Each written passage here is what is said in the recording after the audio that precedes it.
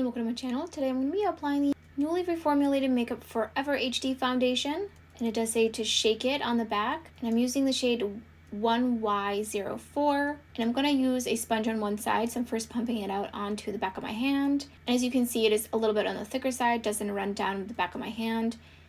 And so when I use a sponge, I like to first apply some of the product onto my skin before going in with the sponge. I feel like this way the sponge doesn't absorb as much product.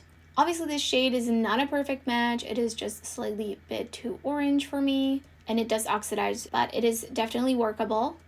So I'm applying it right around my nose. I definitely think it applied on my nose on one side better than the other, and I think it's because I had a little bit of dryness overall in my nose area, but it was worse on one side. So next I'm going to be using this Artis Oval 7 brush, I believe. I find this brush spreads foundation very nicely, no matter the consistency. What I can tell immediately with this foundation is that it does set completely down.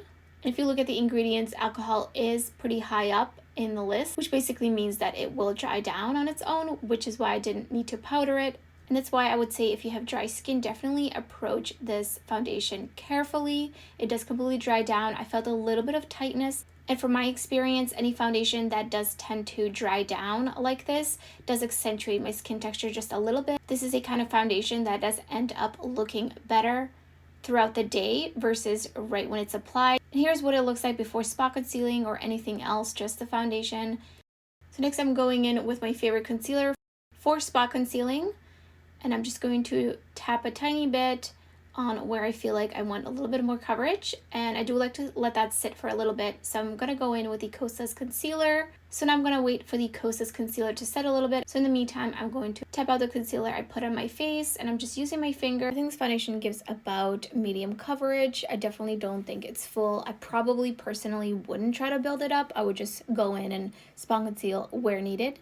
Next, I'm blending out the Kosas concealer under my eyes with a sponge, and I do also like to set it with some loose powder with the dampened sponge. This way I find I get the best longevity with my concealer. And so since this foundation completely sets on its own, I did not need to powder before going in with a powder contour, which is from Clionadh. So since this foundation is not a perfect match, what I like to do is to take a powder that is more of my skin color, and I like to just use it right along the jawline, and this way I help to blur out any kind of separation between the foundation and my neck. And here's what the foundation looks like. This has been completely set. I have a little bit of product, you know, the concealer and the contour.